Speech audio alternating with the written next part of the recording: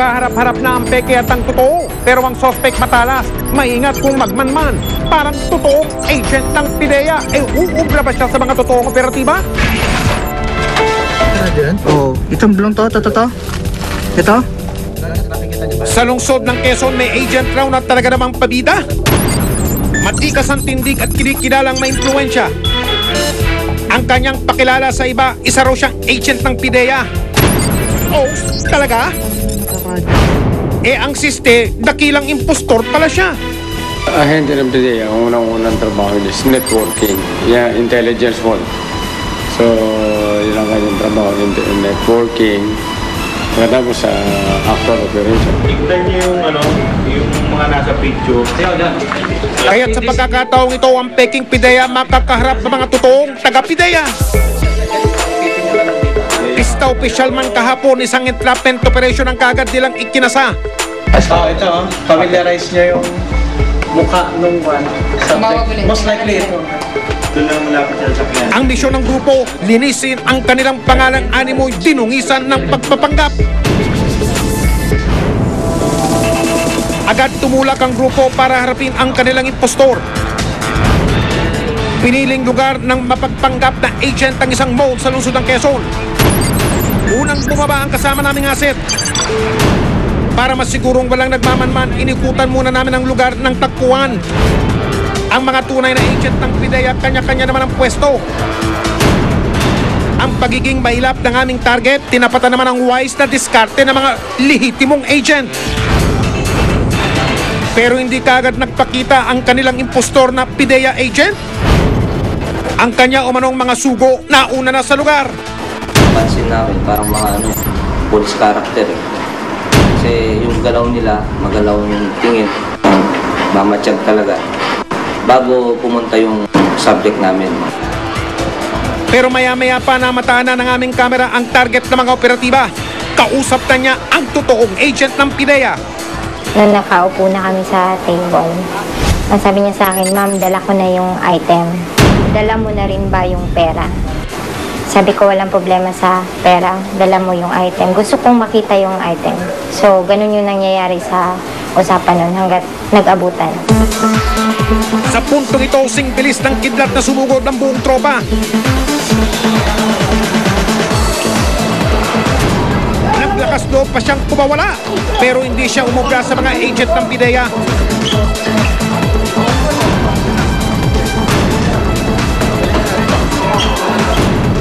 Inusisa ang pakay ng kanyang pakikipagkita.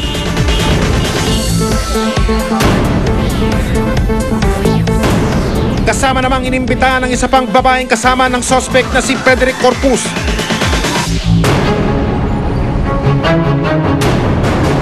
Balot pa rin ang tensyon ng paligid.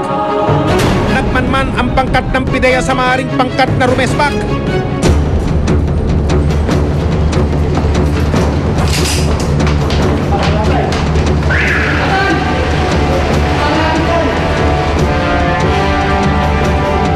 Dali-daling isinakay ng mga operatiba ang dalawa para sa isasagawang paunang investigasyon.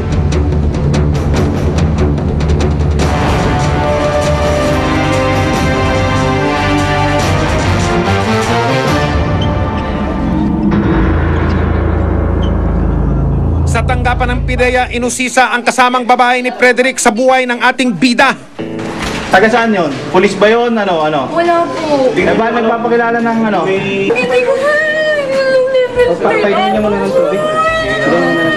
Sige na, huwag na umiyak. Huwag ka na umiyak. Isa ka lang. Ang itinuturong impostor na agent now ng PIDEA hindi rin nakaligtas sa question and answer portion. Ang mga ebidensyang nakuha sa kanya, isang bulto ng ipinagbabawal na cocaine at ilang pang tinaryang iligal na droga. Sinuri na rin ng PIDEA ang sasakyan. Bumulaga sa kanila ang mahabang baril at mga bala. Okay, pwede mo magamit sa atin niya, sir? Oo, kung nakuha niya to, ito yung kalaban namin. Ang baril kargado pa. Pag nakuha niya yun, pwedeng loaded eh. Pwedeng i-engage niya kami, baka may masaktan. Bukod sa pagpapanggap na agent raw siya ng PIDEA, nakumpiska rin ng isang identification card na nagpapakilalang siya umano'y alagad ng batas. Ayon sa PIDEA, isa umanong pulis na may rangkong PO3 ang naghahatid daw ng shabu sa bahay ni Frederick. Si Dante, siya ngayon yung nagbibigay ng mga cocaine sa 4 na tao. So, different persons. At from there, tulong-tulong na lang silang nagdi-distribute ng cocaine dito sa Metro Manila. Under kay Dante, si Rick, yung isa is si Rudy, tapos meron siyang kasamang si Bayani, at meron din siyang kasamang Jay. During the time during the 1 month, more than a month of surveillance na ginawa natin, ito yung lumulutang, itong 4 na to. Ngayon, wala na raw itatago ang kanyang pagbabalat kayo, kaya't humanda na raw siyang humarap sa sangkatutak na kaso. Siya ay lumalabag sa Section 5, Article 2 of Republic Act 9165. Ito yung pagbebenta ng pinagbabawal na gamot, which is cocaine. Si Lay Rebic naman, Section 26, ano siya, conspiracy sa pagbebenta. Penalty ay life imprisonment. Another is nakakuha tayo ng baril kay Rick. Kasuhan natin siya ng violation ng PD 1866 or illegal possession of firearms. Naging madali sa kanya ang magpakilalang agent ng PIDEA. Marami nagpapanggap na PIDEA. Yung mga iba talaga galing sa PIDEA.